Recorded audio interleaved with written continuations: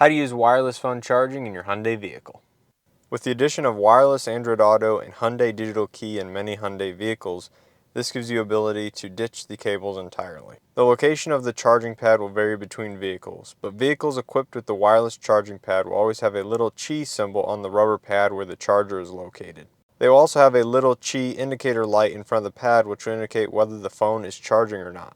Once you have located the charger in the vehicle, make sure the pad is free from all other items.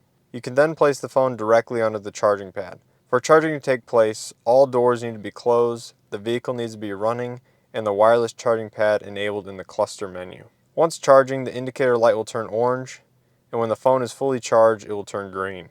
Recently, Hyundai has upgraded the wireless charging pad in many new Hyundai models to 15 watts compared to just 5 watts before. This gives you a faster wireless charging speed on many newer devices.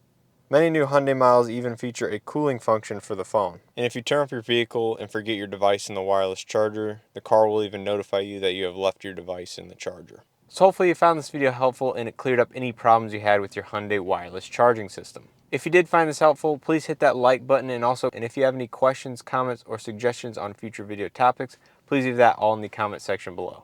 And with all that being said, I hope to see you guys in the next video.